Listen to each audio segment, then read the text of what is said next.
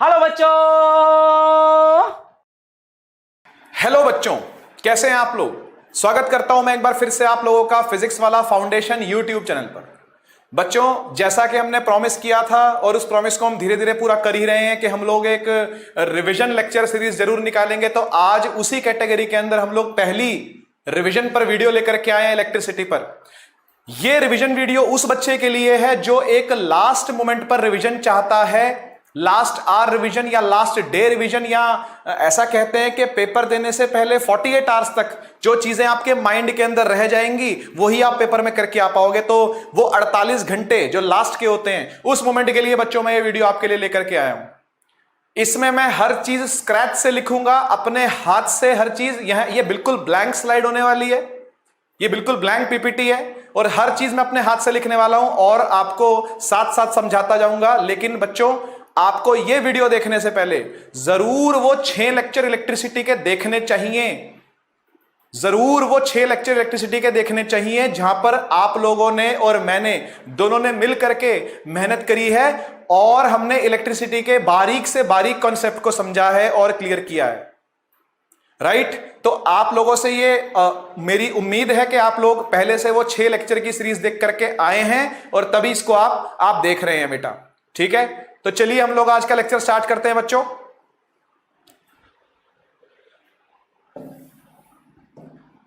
बच्चों, हम लोग स्टेप बाय स्टेप सबसे पहले इलेक्ट्रिसिटी चैप्टर के अंदर हम जब घुसेंगे तो हम लोग सबसे पहले पढ़ेंगे चार्ज के बारे में।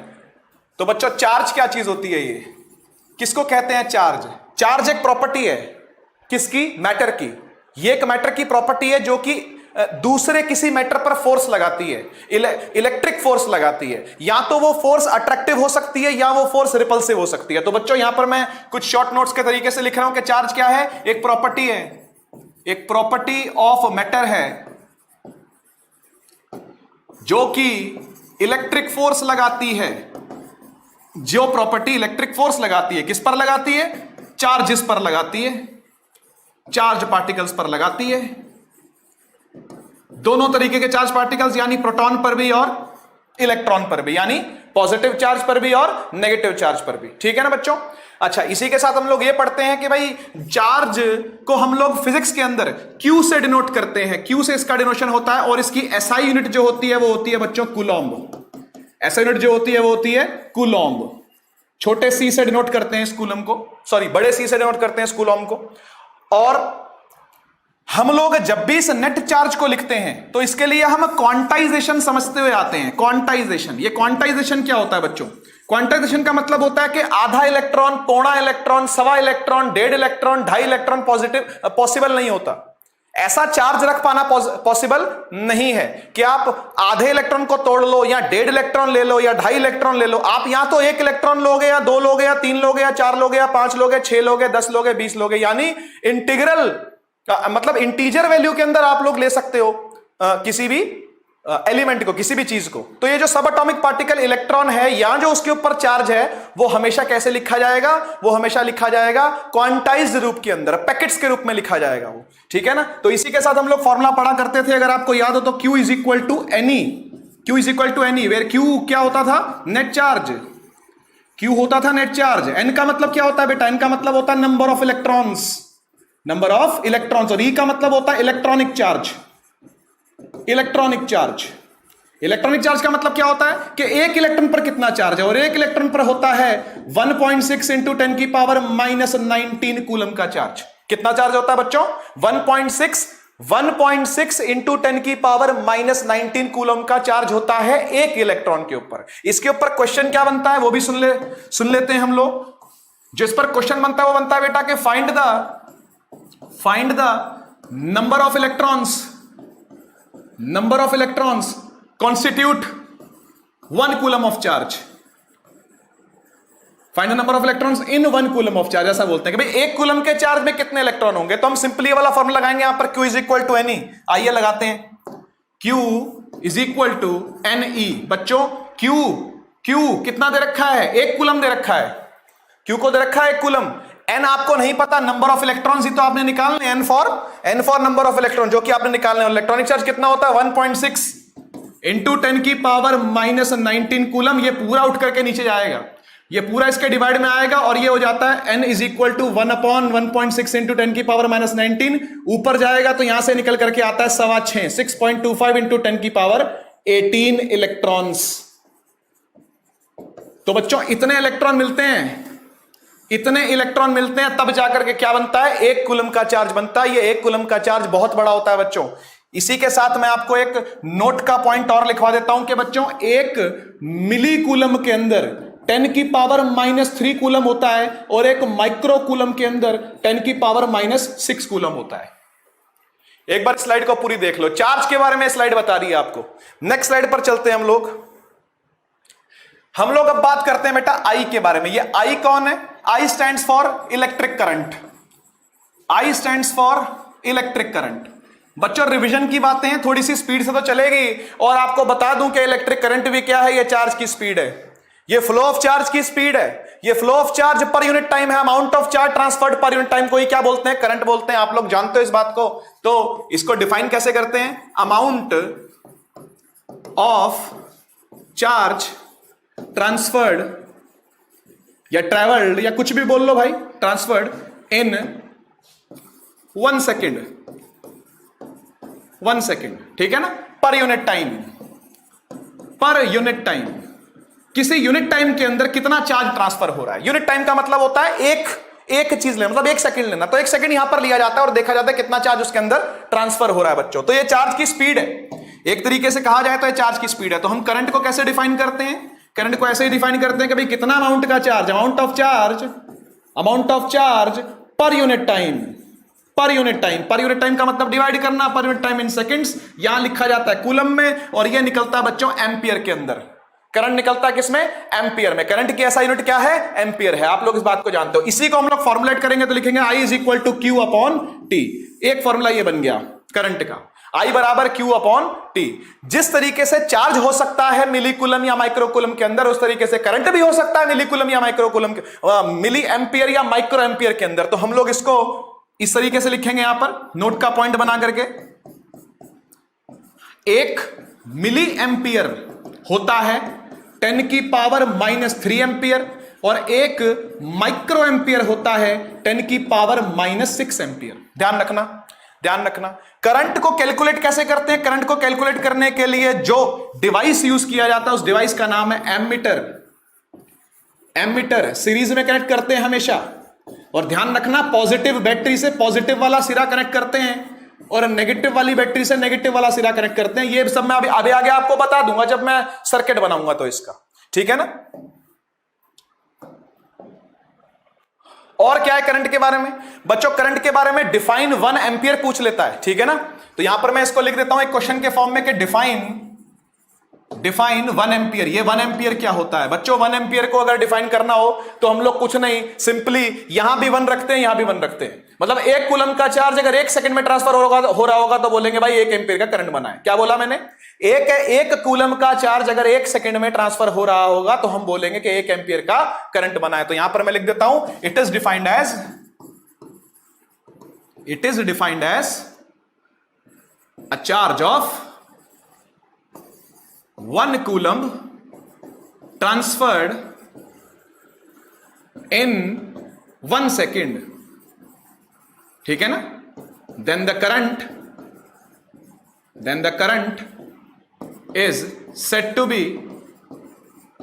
be of 1 ampere.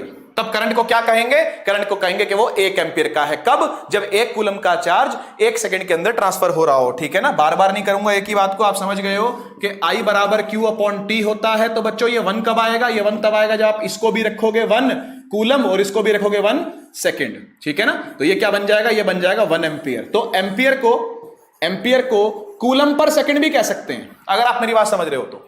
एम्पियर को कूलम पर सेकंड भी लिख सकते हैं, ठीक है ना। आगे बढ़ते हैं बच्चों। नेक्स्ट चीज जो आती है बच्चों वो आती है वोल्टेज पर। वोल्टेज पर, ये वोल्टेज क्या होता है, वोल्टेज का ही दूसरा नाम है पोटेंशियल डिफरेंस। क्या नाम है बच्चों, वोल्टेज का ही दूसरा नाम क्या है, पोटेंशियल डिफरेंस, ठीक है। अब पोटेंशियल डिफरेंस को कैसे हम लोग डिफाइन करते हैं बच्चों, ऐसा है, सबसे पहले पोटेंशियल डिफरेंस को डिफाइन करने से पहले हम पोटेंशियल को समझे कि वो क्या होता है। पोटेंशियल क्या होता है बच्चों, पोटेंशियल ये होता है कि एक इंफिनिटी पॉइंट से एक इन्फिनिटी पॉइंट से एक चार्ज को, एक क्यू चार्ज को लेके आने में कितना वर्क डन हुआ है? ठीक, क्या बोला मैंने? इन्फिनिटी पॉइंट से एक चार्ज को लेके आने में कितना वर्क डन हुआ है, और ये चार्ज 1 कूलम का होना चाहिए, ये चार्ज होना चाहिए 1 कूलम का। इसको लेके आने में कोई वर्क डन करना पड़ेगा। जब हम इसको अगेंस्ट एनी एक्सटर्नल चार्ज, किसी एक्सटर्नल चार्ज के इन्फ्लुएंस में जब इसको हम लेकर के आएंगे तो क्या करना पड़ेगा? हमको वर्क डन करना पड़ेगा। वो वर्क डन को हम लोग लिखते हैं W। क्या लिखते हैं? W। इसी W को इसी चार्ज से क्या कर देते हैं? डिवाइड, क्योंकि हम कितना चार्ज लेकर के आ रहे हैं? 1 यूनिट का चार्ज लेकर के आ रहे हैं। तो जब 1 यूनिट का चार्ज लेकर के आ रहे हैं बच्चों, तो हम बोलेंगे कि work done per unit charge, कितना वर्क डन किया गया एक चार्ज को लाने में।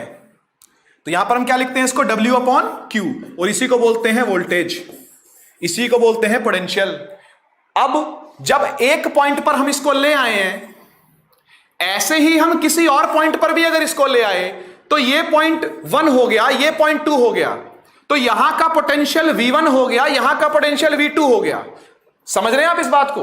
दो पोटेंशियल हो गए ना।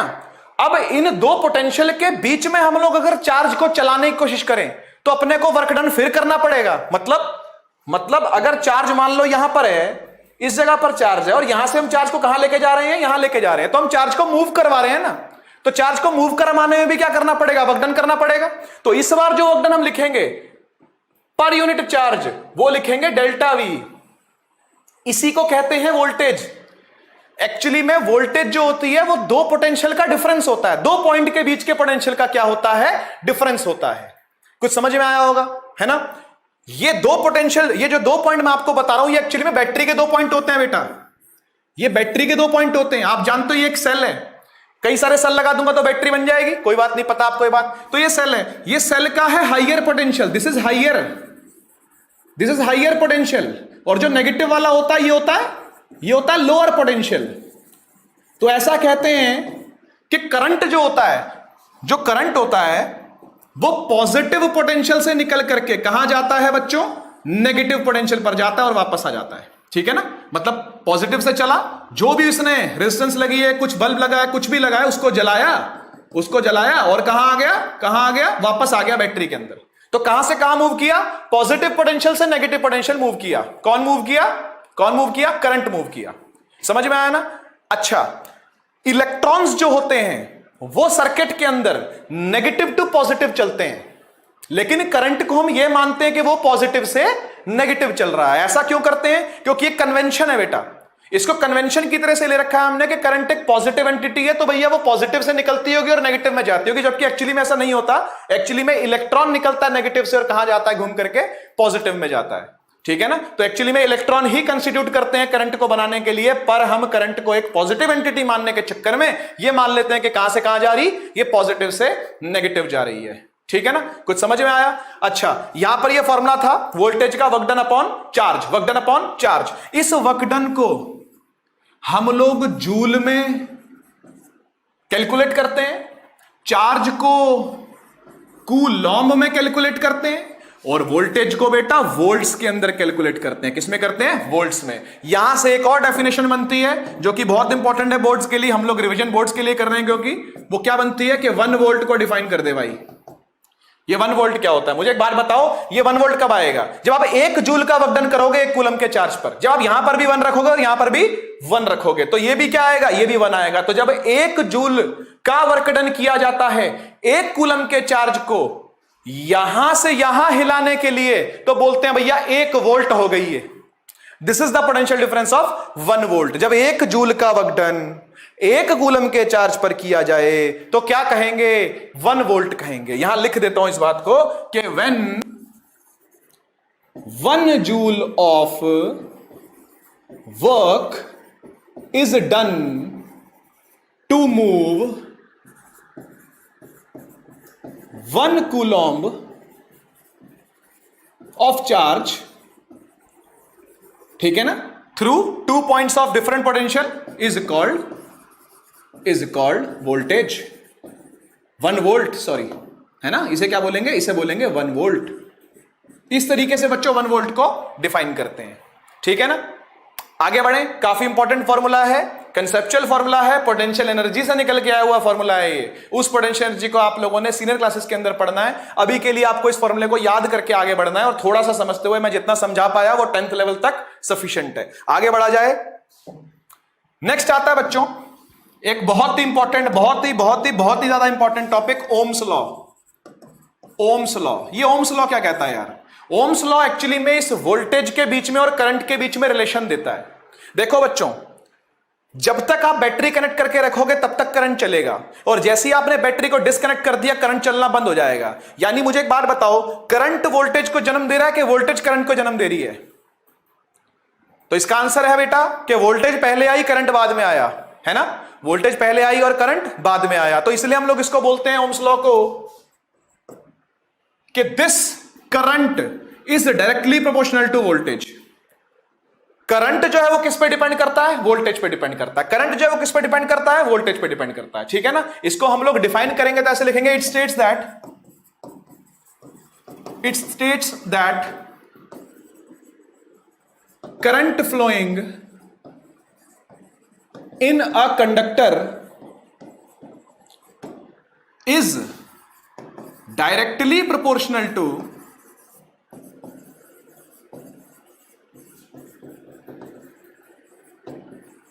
potential difference applied, potential difference यानी वोल्टेज, है ना? potential difference applied across the ends of the conductor, across the ends of the conductor। ठीक है ना? तो इसको हम लोग मैथमेटिकली लिखेंगे तो ऐसे लिखेंगे कि करंट जो है वो प्रोपोर्शनल किसके है? वोल्टेज के। I is proportional to V। ठीक है ना? I is proportional to V। इसको हम लोग जब इक्वेट करते हैं तो एक कांस्टेंट वैल्यू लगाते हैं बच्चों, और वो कांस्टेंट वैल्यू होती है 1/R, ना कि R। क्या होती है? 1/R। इस R की बात है नेक्स्ट स्लाइड में, और इनटू में V। ये R जाकर के यहां मल्टीप्लाई कर जाता है और यहां से फॉर्मूला बन जाता है IR is equal to V, जो कि पलट के लिख दिया जाता है, और ये एक मशहूर फॉर्मूला बन जाता है V is equal to IR, which is the formula for Ohm's law, which is the formula for Ohm's law. ठीक है ना? अब जो ओमिक कंडक्टर्स हैं, यानी ओम्स लॉ को फॉलो करने वाले जो कंडक्टर होंगे, वो वोल्टेज के बढ़ाने से करंट को भी क्या करेंगे? बढ़ाएंगे, और वोल्टेज के घटाने से करंट को भी क्या करेंगे?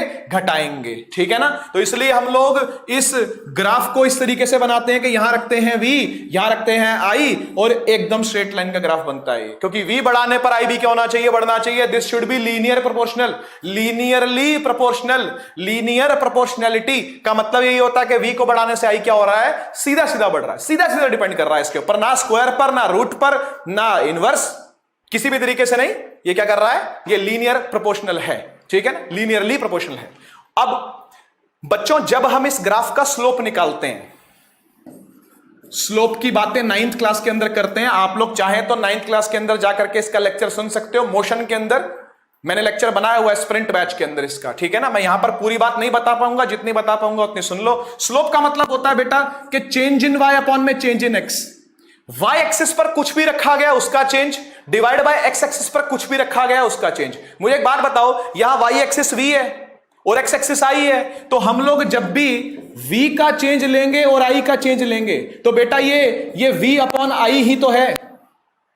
अगर ये 0 0 से स्टार्ट हो रहा है, अगर ये 0,0 से स्टार्ट हो रहा है और ये कुछ 4,5 है मान लो, तो हम 4 में से 0 माइनस करेंगे तो चेंज इन वोल्टेज निकल के आएगा, और 5 में से 0 माइनस करेंगे तो चेंज इन करंट निकल के आएगा। यहां जैसा भी हो मतलब वो निकल के आएगा। तो आप ऊपर क्या रखोगे? वोल्टेज को, नीचे क्या रखोगे? करंट को। और ये वोल्टेज अपॉन करंट जरा देखना, I को अगर मैं V के नीचे ले जाऊं तो ये किसके बराबर आ रहा है? R के बराबर आ रहा है। अगर मैं I को V के नीचे ले जाऊं तो किसके बराबर आ रहा है? R यानी रेजिस्टेंस के बराबर आ रहा है। यानी ये V अपॉन I क्या देता है? ये V अपॉन I रेजिस्टेंस देता है बेटा, R देता है। तो आप कभी भी अगर स्लोप निकालोगे किसका? VI ग्राफ का, IV का नहीं, उल्टा हो जाएगा फिर। VI का ही स्लोप निकालना है। ठीक है? VI का ही स्लोप निकालोगे तो आपको क्या मिल जाएगी? आपको रेजिस्टेंस मिल जाएगी। ठीक है ना बेटा? तो slope of VI graph will give you resistance. तो यहां पर हम स्लोप किसका निकाल रहे हैं? VI का निकाल रहे हैं, ना कि IV का निकाल रहे हैं। ठीक है ना? आगे बढ़ते हैं, बात करते हैं बच्चों रेजिस्टेंस की। कि रेजिस्टेंस क्या होती है? रेजिस्टेंस को डिनोट करते हैं बेटा जी R से, और इसका SI यूनिट जो होता है वो होता है ओम, OHM, ओम। ठीक है ना? तो ओम्स लॉ से ही ये निकला है, तो ओम जी ने ढूंढा था तो इसका ऐसा यूनिट जो है वो ओम ही रख दिया गया। रेजिस्टेंस का मतलब होता है रुकावट। क्या मतलब होता है? रुकावट। तो ऐसा है कि जब भी किसी वायर में से, क्या बोला, जब भी किसी वायर में से इलेक्ट्रॉन चलने की कोशिश करता है, भैया इलेक्ट्रॉन ही तो करंट कंस्टिट्यूट कर रहा है, इलेक्ट्रॉन ही तो है जो मिलके चार्ज देता है, और चार्ज ही तो है जो पर यूनिट टाइम करंट बन जाता है, यानी इलेक्ट्रॉन ही तो है जो करंट बना रहे हैं। तो इलेक्ट्रॉन के रास्ते में ना बहुत सारे लोग आते हैं, बहुत सारे डिफरेंट एटम्स आते हैं, बहुत सारी इलेक्ट्रिक फोर्सेस लगती हैं, रिपल्सिव या अट्रैक्टिव। तो इस इलेक्ट्रॉन का पाथ इतना आसान नहीं होता जितना हमको लगता है, चाहे वो कंडक्टर ही क्यों ना हो, चाहे वो कंडक्टर ही क्यों ना हो, इतना आसान इसका पाथ नहीं होता, यानी इसको कहीं ना कहीं से रुकावट झेलनी पड़ती है। अब ये जो रुकावट होती है रेजिस्टेंस, ये डायरेक्टली प्रोपोर्शनल होती है इस लेंथ के। भैया जितना लंबा कंडक्टर होगा, जितना लंबा कंडक्टर होगा उतना ज्यादा दिक्कत आएगी इलेक्ट्रॉन को निकलने में, इसलिए this R is proportional to L। जितना एरिया होगा बेटा जी इसका, जितना इसका एरिया होगा उतना ही खुला कंडक्टर होगा, तो उतना ही आसानी से इलेक्ट्रॉन निकल जाएगा, इसलिए R जो है वो इनवर्सली प्रोपोर्शनल होती है एरिया के। R is inversely proportional to area, यानी लेंथ के बढ़ाने से रेजिस्टेंस बढ़ेगी, घटाने से घटेगी, लेकिन एरिया में उल्टा होगा, एरिया में बढ़ाने से रेजिस्टेंस घटेगी और एरिया घटाने से रेजिस्टेंस क्या होगी? बढ़ेगी। इन दोनों को क्लब करके एक फॉर्मूला बना दिया जाता है, ये बन जाता है R proportional L upon A। R proportional L upon A। इस प्रोपोर्शनलिटी के साइन को हटाते हैं और यहां इक्वल टू लगा करके एक कांस्टेंट लगाते हैं जिसका नाम होता है रेजिस्टिविटी। क्या नाम होता है? रेजिस्टिविटी, या स्पेसिफिक रेजिस्टेंस भी नाम है उसका, दोनों नाम होते हैं, मैं लिख रहा हूं अभी यहां पर उसका नाम। तो ये बन जाता है R इज इक्वल टू रो, ये सिंबल है रो का, L अपॉन A। तो बच्चों फॉर्मूला क्या बन गया? यहां से फॉर्मूला बन गया रेजिस्टेंस का R is equal to rho L upon A। ना ये रेजिस्टेंस करंट पे डिपेंड करती है, ना ये रेजिस्टेंस वोल्टेज पे डिपेंड करती है, ये डिपेंड करती है इन लोगों पर, लेंथ पर, एरिया पर और दो बातों पर करती है। मैं चारों बातें यहां लिख देता हूं कि resistance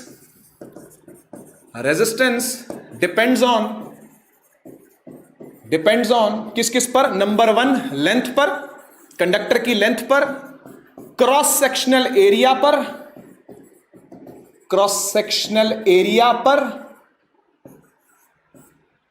material of the conductor. ठीक है ना, यानी ये रो ही है जिसकी मैं बात कर रहा हूं, यहां मटीरियल जो है ना वो रो ही होता है। नंबर 4 टेम्परेचर पर, नंबर 4 हो गया टेम्परेचर पर। ठीक है ना, यहां पर हम थोड़ी सी और बातें कर लेते हैं जरा इस रो के बारे में, इस रो नाम की रेजिस्टिविटी के बारे में। बच्चों इस रो का मतलब होता है रेजिस्टिविटी, इसका दूसरा नाम है स्पेसिफिक रेजिस्टेंस। यूनिट कैसे निकलती है इसकी यूनिट वैसे तो होती है ओम मीटर, पर निकली कैसे? तो यहां से निकली बेटा, देख R इज इक्वल टू होता है रो L बाय ना, R की होती है ओम, रो की नहीं पता छोड़ दे, L की पता है मीटर, एरिया की पता है मीटर स्क्वायर, मीटर से मीटर कट गया, मीटर जाके यहां मल्टीप्लाई हो गया, तो रो की क्या बन गई? रो की बन गई ओम मीटर। यहां से इसकी यूनिट निकल के आई है। ठीक है, अब ये रेजिस्टिविटी होती क्या है?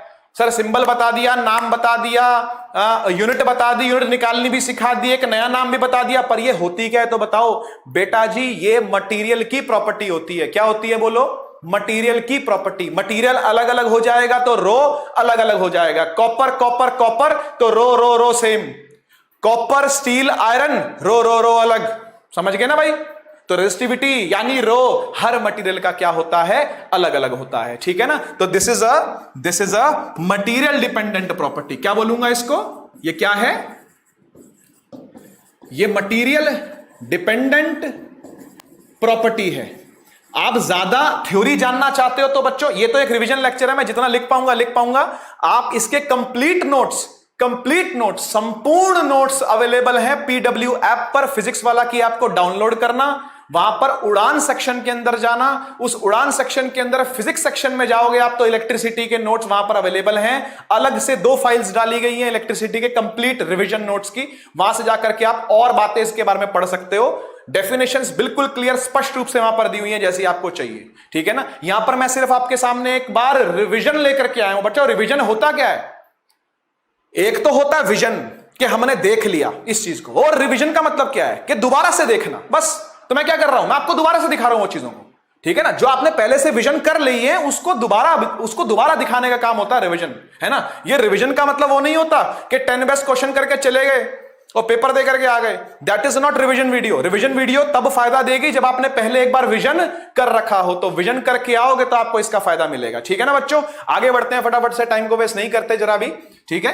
तो मटेरियल डिपेंडेंट प्रॉपर्टी होती है, तो ये और भी किसी पर डिपेंड करती है क्या सर? हाँ बेटा, ये टेम्परेचर पे भी डिपेंड करती है। टेम्परेचर के बढ़ाने से रेसिस्टिविटी क्या होती है? बढ़ती है। तो this rho depends on temperature,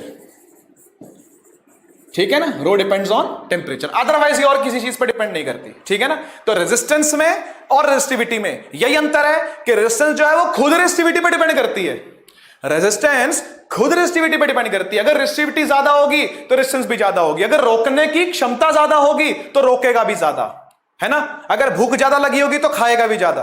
तैरने का मन ज्यादा होगा तो पूरा दिन तैरता रहेगा, है ना। पानी पीने का मन बहुत होगा तो बहुत प्यास लगे तो बहुत पानी पिएगा। ऐसा ही है, रोकने की क्षमता ज्यादा होगी तो रोकेगा भी ज्यादा, है ना। रेजिस्टिविटी ज्यादा तो रेजिस्टेंस भी ज्यादा। और बातें करता हूं इसके बारे में। ऐसा बच्चों, ये जो रो है ये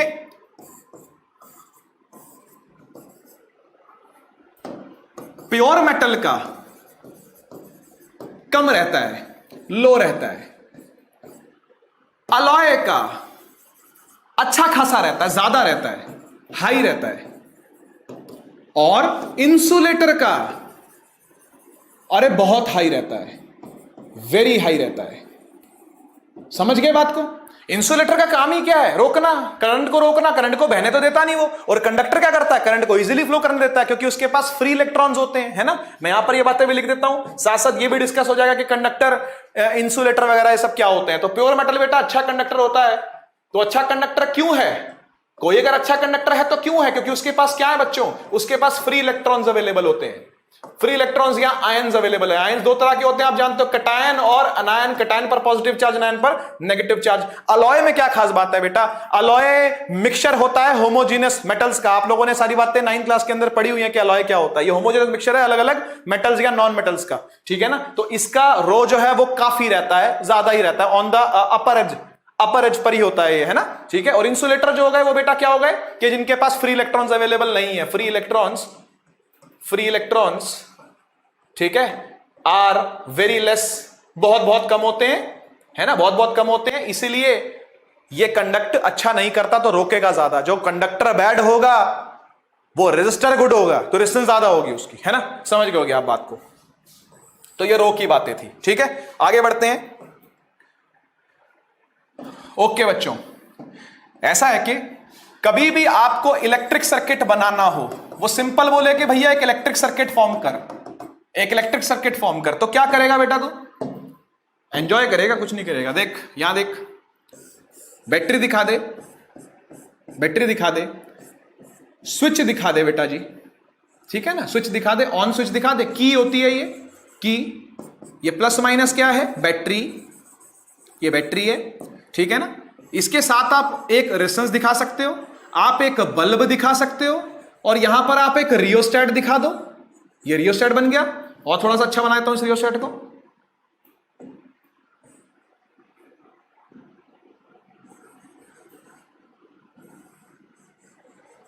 ये रियोस्टेट बन गया, ठीक है ना, जिसको हम आगे पीछे स्लाइड कर सकते हैं। Rheostat is what? Rheostat.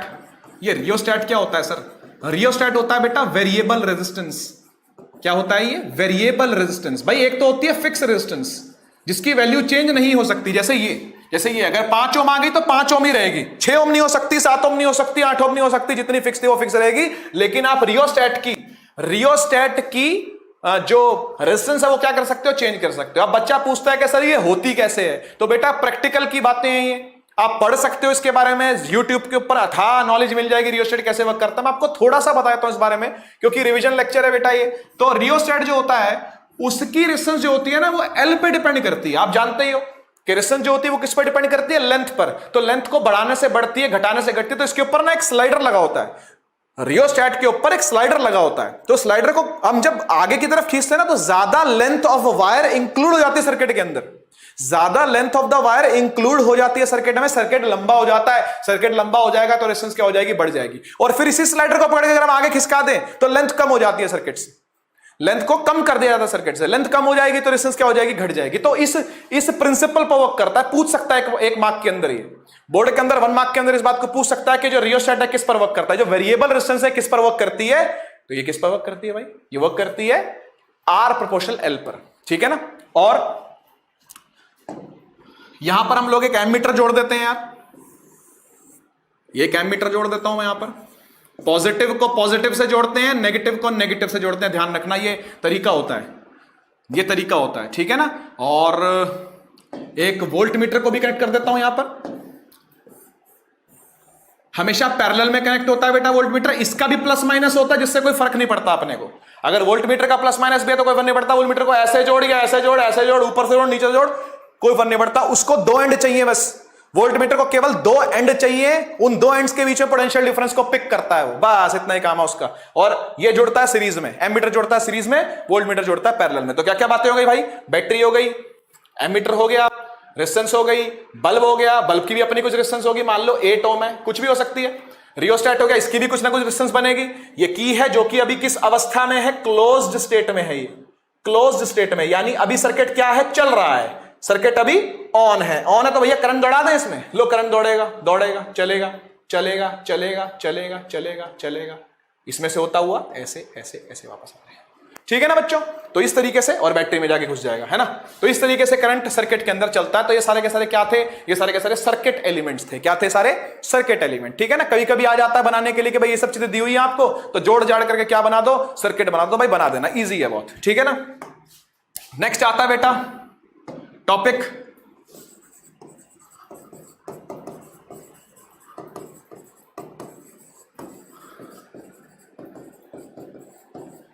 Combination of resistors.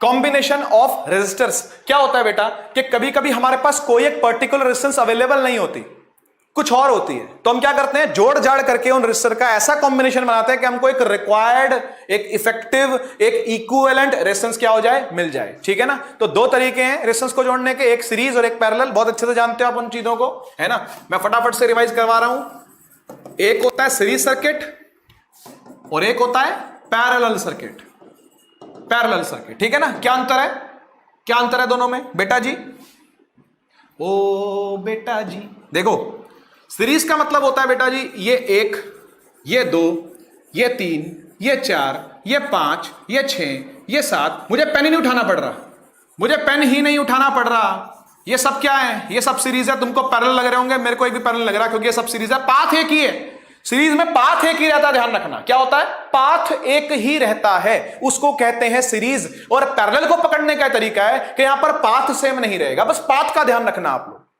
Path अगर सेम है, रास्ता अगर सेम है तो आपको समझ में आ जाएगा वो सीरीज है। रास्ता सेम नहीं है तो जो रेजिस्टर जुड़े हैं वो पैरेलल में जुड़े हैं, वो सीरीज में नहीं जुड़े। ये एक छोटा सा की पॉइंट है पकड़ने का कि कौन सा सर्किट सीरीज में और कौन सा सर्किट पैरेलल में है, ठीक है ना। मैं इसके आपको फॉर्मूले की डेरिवेशन जरूर करवाऊंगा, ठीक है ना। तो शुरू करते हैं हम लोग।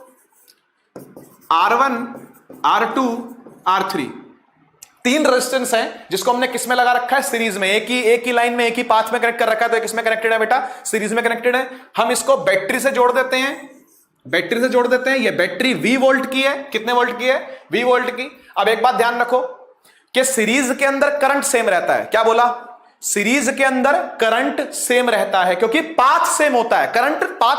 करंट जो है वो पाथ डिपेंडेंट चीज है ना यार, पाथ चेंज हो जाएगा तो करंट भी बढ़ जाएगा, लेकिन यहां पर पाथ एक ही है, पाथ एक ही, और पाथ एक ही होने से करंट भी क्या रहेगा, वही रहेगा जो यहां से निकला है बैटरी से। तो बच्चों अगर मैं ये बोलूं कि यहां से करंट निकला है I, कितना निकला है I, तो इस रेजिस्टेंस में भी कितना जाएगा I, इसमें भी कितना जाएगा I, इसमें भी कितना जाएगा I, सभी में सेम करंट जाएगा और फिर घूम करके वापस आके कहां घुस जाएगा, बैटरी में घुस जाएगा। तो यहां पर इंपॉर्टेंट बात क्या थी सीरीज के अंदर, सीरीज के अंदर इंपॉर्टेंट बात यह है कि यहां पर करंट रहता है सेम, पर वोल्टेज होती है डिवाइड, ठीक है ना। तो अगर यहां पर V वोल्ट थी ना, तो इस जगह पर जो वोल्टेज गिरेगी वो गिरेगी V1, इस जगह पर जो वोल्टेज गिरेगी वो गिरेगी V2। गिरेगी ही बोलते हैं, ड्रॉप होना वोल्टेज का, तो गिरना बोलेंगे ना हिंदी में उसको।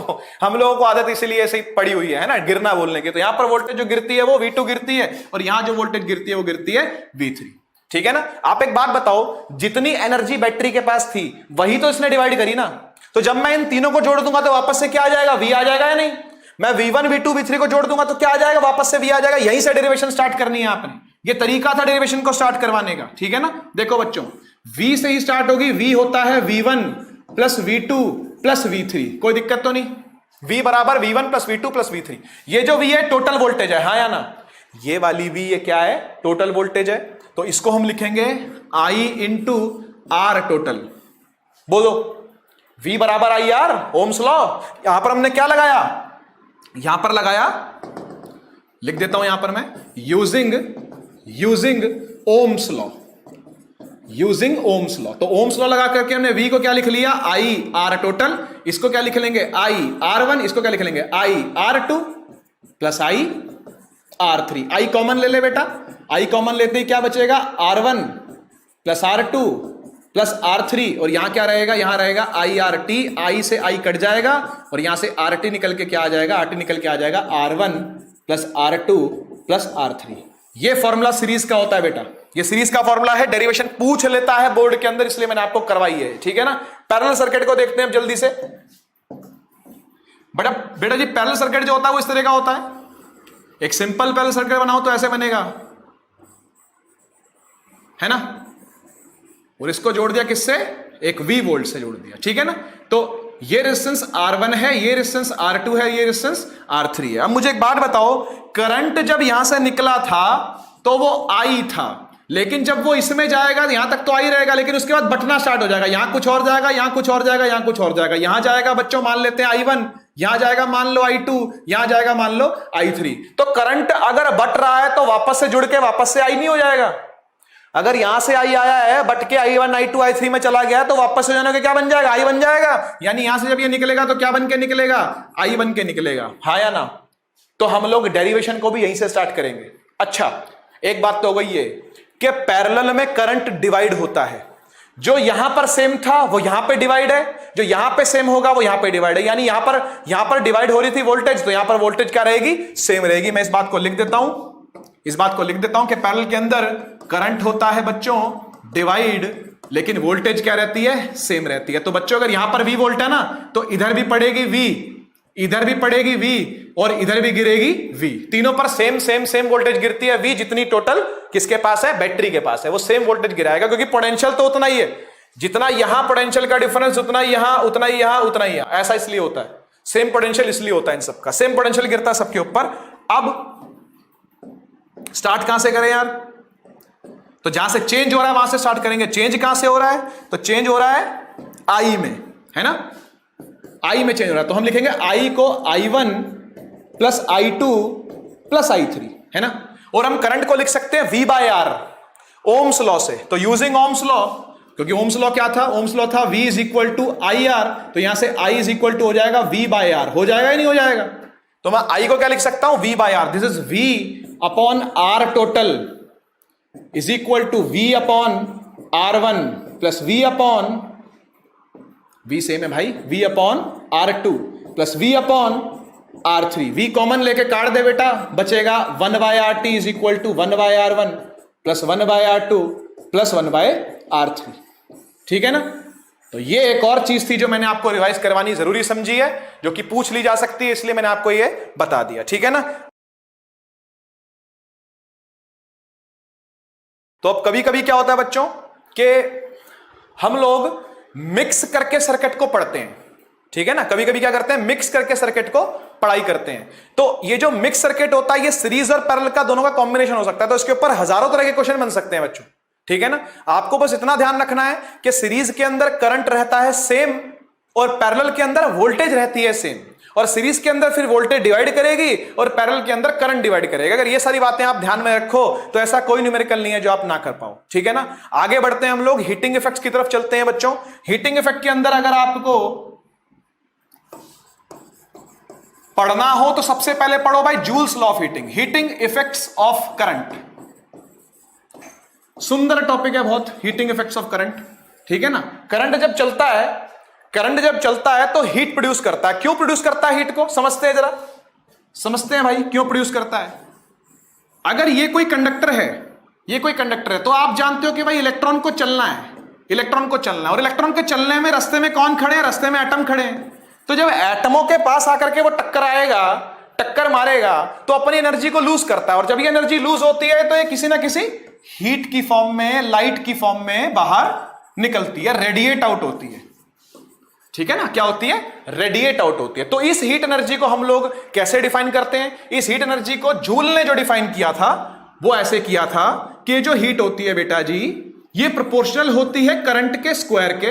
जो करंट इसके अंदर चल रहा है ना, जो करंट इसके अंदर चल रहा है उसके स्क्वायर के प्रोपोर्शनल होती है, और ये रेजिस्टेंस के प्रोपोर्शनल होती है। इसकी रुकावट कितनी ज्यादा, आप खुद सोचो, रुकावट ज्यादा होगी तो टक्करें ज्यादा होंगी, टक्करें ज्यादा होंगी तो लड़ाई ज्यादा होगी, लड़ाई ज्यादा होगी तो हीट ज्यादा निकलेगी। तो रेजिस्टेंस के डायरेक्टली प्रोपोर्शनल, और ये प्रोपोर्शनल होती है टाइम पीरियड के। तीनों को कंबाइन कर देते हैं, कंबाइन करके जो बनता है वो प्रोपोर्शनल इस तरीके से आता है, आई स्क्वायर आर टी। प्रोपोर्शनलिटी का साइन हटा करके जब इक्वल टू लगाते हैं, देखते हैं किसी और पर प्रोपोर्शनल नहीं है ये, तो फॉर्मूला भी बन जाता है कि H is equal to I square R T. ये फॉर्मूला आता है हीट का। ठीक है ना, अब हीट के इसी से दो और फॉर्मूले बना सकते हो आप चाहो तो, ठीक है, लेकिन मैं इसको पावर से लूंगा, हीट से नहीं लूंगा। हीट पर इसी को यहीं पर छोड़ते हैं। प्रैक्टिकल एप्लीकेशन सुन लो बच्चों, ये काम आती है, क्वेश्चन आ जाता है इनका प्रैक्टिकल एप्लीकेशन का। Practical applications of heating effect, इसमें नंबर 1 पढ़ा जाता है बेटा बल्ब को, नंबर 2 पढ़ा जाता है फ्यूज को, और नंबर 3 पढ़ा जाता है हीटिंग एलिमेंट को। मैं तीनों को समझा रहा हूं, तीनों को हम यूज कर रहे हैं यहां पर। ठीक है ना, तीनों को समझते चलते हैं। बल्ब जो होता है बेटा जी, बल्ब जो है उसका फिलामेंट का बहुत बड़ा रोल है। ये फिलामेंट बनता है बच्चों टंगस्टन का, है ना, जानते हो ना इस बात को, टंगस्टन का बनता है। लेकिन क्यों बनता है बताओ, टंगस्टन का ही क्यों, और किसी का क्यों नहीं? तो टंगस्टन का इसलिए बेटा क्योंकि इसका मेल्टिंग पॉइंट ज्यादा होता है इसलिए, और इसने हीट ही तो झेलनी है, तो इसका मेल्टिंग पॉइंट कैसा रहता है, हाई रहता है। तो ज्यादा मेल्टिंग पॉइंट होगा अगर, तो ज्यादा हीट को झेल पाएगा, ज्यादा हीट को झेल पाएगा तो ये क्या करने लगेगा, ग्लो करने लगेगा बिना पिघले। तो ये क्या करता है अल्टीमेटली, ये ग्लो करता है। तो इसी के ग्लो से हमको मतलब, इसी के ग्लो से हमको मतलब होता है ना। फ्यूज की बात करते हैं, ये जो फ्यूज है बेटा जी, ये जो फ्यूज है ये बनता है कॉपर निकल अलॉय का। ठीक है ना, कॉपर प्लस निकल अलॉय, है ना। और तरह के भी फ्यूज होते हैं बहुत सारे, लेकिन कॉपर निकल अलॉय एनसीईआरटी के अंदर लिखा हुआ है इसलिए मैंने वही डिस्कस किया आपके साथ। ठीक है, कॉपर निकल अलॉय का ही क्यों, तो कॉपर निकल अलॉय का इसलिए भाई साहब क्योंकि इसका मेल्टिंग पॉइंट हाई नहीं लो चाहिए। लो क्यों चाहिए, लो क्यों चाहिए, क्योंकि कॉपर में से जब करंट आएगा तो कॉपर की तार तो पिघलती नहीं, उसका मेल्टिंग पॉइंट तो अच्छा खासा होता है। लेकिन अगर ज्यादा करंट आ गया, अगर ज्यादा करंट आ गया तो घर को फूंक देगा, इसलिए पहले से ही फ्यूज जो बीच में लगा हुआ वो सारी हीट झेल लेगा, और जैसे सारी हीट झेलेगा तो वो पिघल जाएगा। ऐसे अगर जुड़ा था ना तो इस तरीके से पिघल जाएगा, उखड़ जाएगा वो फ्यूज। तो जैसे फ्यूज उखड़ेगा, दिमाग के फ्यूज उड़ गए, वही मतलब है इसका। दिमाग के फ्यूज उड़ने का मतलब क्या, इतनी गर्मी हो गई है, इतनी टेंशन हो गई, इतना स्ट्रेस हो गया कि भाई दिमाग के फ्यूज उड़ गए, मुझे सोने दे तू जाकर, अब तू निकल जा ऐसे, मुझे सोने, है ना। तो मेल्टिंग पॉइंट क्या रहता है बच्चों फ्यूज का, लो रहता है। लो रहने के कारण से हम लोग ओवरलोडिंग को प्रिवेंट कर लेते हैं। Overloading is prevented. ठीक है ना, ओवरलोडिंग इज प्रिवेंटेड, यानी ओवरलोडिंग नहीं हो पाती, घर जलने से बच जाता है अगर हम कॉपर निकल अलॉय यूज करें जिसका मेल्टिंग पॉइंट लो होता है। तीसरे पर चलते हैं, हीटिंग एलिमेंट। तो हीटिंग एलिमेंट बच्चों नाइक्रोम का बनाया जाता है। पूछा जाता है क्यों जी नाइक्रोम ही क्यों, क्योंकि नाइक्रोम बेटा जी एक अलॉय है। तो क्या हो गया सर, अलॉय है तो अलॉय है तो बेटा इसका रो ज्यादा होता है। हमने बात करी थी ना, अलॉय का रो क्या रहता है, ज्यादा रहता है। रो के ज्यादा रहने से रेजिस्टेंस ज्यादा रहेगी, और रेजिस्टेंस ज्यादा रहने से हीट भी क्या रहेगी, ज्यादा रहेगी। देख लो देख लो, heat is proportional to R, heat is proportional to time, heat is proportional to current का स्क्वायर। इसलिए अलॉय क्यों, क्योंकि रो ज्यादा तो आर ज्यादा तो हीट ज्यादा। ठीक है ना। हीटिंग एलिमेंट कहां कहां लगा होता है बेटा, कहां नहीं होता। जितनी गर्म करने वाली चीजें आपके आसपास है सब जगह पर हीटिंग एलिमेंट होता है, इंक्लूडिंग इलेक्ट्रिक वाटर हीटर, जो घरों में हीटर लगे होते हैं, है ना, गीजर लगे होते हैं वो, और रूम हीटर्स जो होते हैं वो, और कॉफी मेकर, इलेक्ट्रिक केटल, अच्छा ड्रायर, हेयर ड्रायर जो होते हैं, हेयर प्रेशर जो होते हैं, वो कई सारी इस तरह के कॉस्मेटिक आइटम होती हैं, जो भी है मेकअप वेकअप की आइटम, उसके अंदर ये हीटिंग एलिमेंट यूज होता है। ठीक है ना बच्चों, आगे बढ़ जाएं। लास्ट जो आता है बच्चों वो आता है पावर। ये पावर को 9 से उठाते हैं जरा, है ना। 9th में पावर क्या था? रेट ऑफ डूइंग वर्क, काम को कितनी जल्दी खत्म किया गया, rate of doing work, rate of doing work done, किसी काम को कितनी जल्दी खत्म किया गया बच्चों, उसी को क्या बोलते हैं? पावर बोलते हैं। फॉर्मूला क्या बनता था इसका? फॉर्मूला बनता था work done upon time, simple simple, work done divide by time, ठीक है ना। शॉर्ट में लिखा जाए तो P is equal to W upon T, ये फॉर्मूला बनता है, P बराबर W upon T, work done upon time, work done upon time. Unit क्या होती थी? यूनिट होती थी वाट, याद करो, याद करो, यूनिट होती थी वाट, WATT वाट, है ना। यहां पर कैसे पावर यूज हो रही है बच्चों, एक बात बताओ, जब करंट आ रहा है तो कुछ ना कुछ एनर्जी लेके आ रहा है ना यार, इलेक्ट्रिकल एनर्जी लेके आ रहा है ना। तो कितनी इलेक्ट्रिकल एनर्जी कोई भी अप्लायंस पर यूनिट टाइम में खर्च रहा है चलने के लिए, यूज होने के लिए। जैसे आपके सामने मोबाइल फोन है ना, आप मोबाइल फोन पर ये वीडियो देख रहे हो, या आप लैपटॉप पर ये वीडियो देख रहे हो, या आप मान लो पीसी पर ये वीडियो देख रहे हो। चलो पीसी छोड़ दो, लैपटॉप और फोन को सोचो। मुझे एक बात बताओ, क्या बैटरी खत्म नहीं हो रही? क्या बैटरी यूज्ड अप नहीं हो रही? बैटरी यूज्ड अप हो रही है ना बेटा। तो वही है पावर, वही है। जितना अच्छा फोन आपका होगा उतनी ज्यादा एनर्जी वो क्या लेगा? चूस लेगा उस बैटरी में से, ज्यादा एनर्जी को यूज करेगा, वो कंज्यूम करेगा ज्यादा एनर्जी को, समझ गए ना। तो पर यूनिट टाइम जब ज्यादा एनर्जी कंज्यूम होगी तो इसका मतलब पावर क्या है? ज्यादा है। बोलते हैं ना भाई 100 वाट का बल्ब थोड़ा ज्यादा रहेगा, हल्का ले आ, थोड़ा 30 वाट का ले आ भाई, वो काफी रहेगा। तो पावर के ज्यादा होने से ग्लो ज्यादा होता है, अगर बल्ब में बात करूं तो, है ना। पंखे की पावर ज्यादा तो मतलब क्या? बहुत तेज घूम रहा होगा वो, है ना, ज्यादा एनर्जी कंज्यूम कर रहा होगा पर यूनिट टाइम, ठीक है ना। इसको हम लोग इलेक्ट्रिकल एनर्जी में कैसे कन्वर्ट करें? इस फॉर्मूले को P is equal to W upon T को इलेक्ट्रिकल एनर्जी में कैसे कन्वर्ट करें? तो इसके लिए डेरिवेशन है बेटा जी, इसके लिए डेरिवेशन है बहुत सिंपल सी। आइए डिस्कस करते हैं उस डेरिवेशन को, करें। देखो जी, P बराबर होता है W upon T, work done upon time. इस वर्क डन की बात हमने अभी अभी करी थी वोल्टेज के केस में, याद करो, याद करो। फॉर्मूला होता था voltage is equal to work done upon charge, था कि नहीं? Q जाके V से मल्टीप्लाई हो जाएगा, ये बन जाएगा वर्क डन बराबर QV। इस QV को उठा के यहां रख दे तो पावर बन जाएगी QV बाय T, है ना। मैंने इस वर्क डन की जगह पर क्या रख दिया? QV रख दिया, वर्क डन की जगह पर QV रखा गया। अब ये Q अपॉन T दिख रहा है मुझको, ये Q अपॉन T क्या होता है बेटा जी? ये Q अपॉन T होता है करंट, जानते हैं ना। इस फॉर्मूले को भी जानते हो और इस फॉर्मूले को भी जानते हो। Q अपॉन T क्या होता है? करंट होता है। तो मैं Q अपॉन T की जगह पर क्या रख दूंगा बेटा? करंट मल्टीप्लाई बाय वोल्टेज, पलट के लिख दो इसको, तो यानी V और I को पहले लिख दे तो ये बन जाएगा VI, P is equal to VI, ठीक है ना।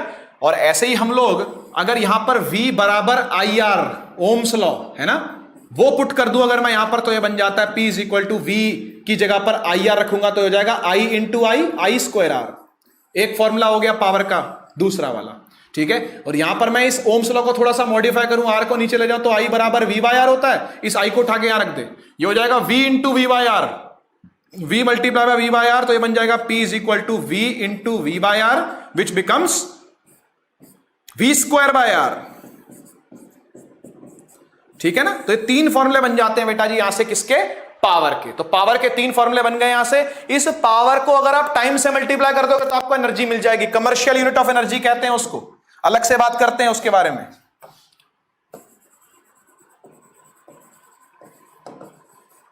कमर्शियल यूनिट ऑफ एनर्जी बेटा जी, एनर्जी की एक यूनिट तो होती है जूल, ठीक है ना, जिसको एसआई यूनिट बोलते हैं। एक यूनिट होती है इसकी अर्ग्स, जिसको सीजीएस यूनिट बोलते हैं। आप लोग पढ़ते नहीं हो सीजीएस यूनिट को, 11th में जाके पढ़ोगे लेकिन, है ना। एक यूनिट और होती है KWH, इसको बोलते हैं कमर्शियल यूनिट, ठीक है ना, इसको बोलते हैं कमर्शियल यूनिट। आप लोग जो बिजली खर्चते हो ना और जिसका आप पैसा भरते हो, वो यही एनर्जी होती है ना। जिसका आपके घर में बिल आता है, 1 यूनिट का बिल आया, 2 यूनिट का आया, 20 यूनिट आया, 100 यूनिट आया, 200 यूनिट, 400 यूनिट, 200 यूनिट फ्री है दिल्ली के अंदर, 400 यूनिट पर 50% ऑफ है। इस तरह के जो ऑफर चलाती है सरकार, है ना, वो किलोवाट आवर पर चलाती है। 1 किलोवाट आवर का मतलब होता है 1 यूनिट के बराबर। 1 किलोवाट आवर का मतलब होता है 1 यूनिट। अब ये किलोवाट आवर आया कहां से बच्चों? देखो हमने यहां पर 3 फॉर्मूला देखे थे पावर के, P is equal to V into I, P is equal to I square R और P is equal to V square upon R, देखे थे ना। और हम लोग जानते हैं बेसिक फॉर्मूला जो होता है पावर का, वो तो यही होता है ना यार, P is equal to work done upon time. Work done और एनर्जी जो होते हैं वो इंटर कन्वर्टेबल होते हैं, तो मैं इसको ऐसे भी लिख सकता हूं कि P is equal to energy upon time, है ना। इधर से देखियो जरा ध्यान से, अगर मैं इस एनर्जी को यहीं रहने दूं और टाइम को ले जाके पावर से मल्टीप्लाई कर दूं तो फॉर्मूला बन जाता है E is equal to P into T. क्या कहते हो? P जाके T से मल्टीप्लाई हो गया, किसके बराबर आ गया? एनर्जी के बराबर आ गया। पावर होती है वॉट में, हाँ या ना बेटा? पावर किस में होती है? पावर किस में होती है? पावर होती है वाट में। टाइम किस में होता है? टाइम होता है सेकंड्स में। जब हम वाट की बड़ी यूनिट लिखते हैं तो बोलते हैं किलोवाट, और जब सेकंड की बड़ी यूनिट लिखते हैं तो क्या बोलेंगे? आर बोलेंगे। तो इसको शॉर्ट में क्या लिख सकता हूं? किलो वॉट आर या वॉट सेकंड। ये दोनों ही एनर्जी की यूनिट्स हैं बेटा जी, ये दोनों ही एनर्जी की यूनिट है। अगर दोनों में कन्वर्जन चाहते हो आप तो इसको ऐसे ऐसे लिख सकते हैं हम, 1 किलोवाट आर, ठीक है, इज इक्वल टू 3.6 इंटू 10 की पावर 6 जूल। याद रखना इसको याद रखना, ठीक है ना। आप कन्वर्ट भी कर सकते हो किलोवाट को वॉट में 1000 से मल्टीप्लाई करके, आर को सेकंड में 3600 से मल्टीप्लाई करके, 60 इंटू 60 से मल्टीप्लाई करके आप 3.6 इंटू 10 की पावर 6 इसको यूज कर सकते हो, ठीक है ना। अच्छा, एनर्जी के 3 फॉर्मूले हम लोग यहां से निकाल लेते हैं, निकाल लें फटाफट से। चलो 3 फॉर्मूले फटाफट निकाल लेते हैं। पावर के बेटा 3 फॉर्मूले है ना, V I, I square R, V square by R. हम यहां पर अगर एनर्जी को लिखें तो एनर्जी होती है पावर इंटू टाइम, तो पावर तो यही है वी आई, इसे क्या कर दे? टी से मल्टीप्लाई कर दे, बन गई एनर्जी की पहला फॉर्मूला। एनर्जी होती है पावर इंटू टाइम। पावर का दूसरा फॉर्मूला है आई स्क्वायर आर, और इसको आप टी से मल्टीप्लाई कर दो। देखो जाना माना formula I square R T, अभी अभी देखा था इस फॉर्मूले को हमने, हीट का फॉर्मूला था। ये भी हीट का ही है, ये भी हीट का ही है। आप बोलोगे सर 3 फॉर्मूलों का हम क्या करेंगे? बेटा जी जब जो आवश्यकता हो तब वो यूज कर लियो, जरूरत के अनुसार आपने वो फॉर्मूला लगा लेना है, ठीक है ना। तीसरा E इज इक्वल टू, फिर से पावर इंटू टाइम करना पड़ेगा, तो क्या करेगा? V square upon R into T, V square T upon R, ऐसे बोल सकते हैं इस फॉर्मूले को, ठीक है ना। तो 3 फॉर्मूले आ गए एनर्जी के और 3 फॉर्मूले आ गए पावर के, ठीक है ना।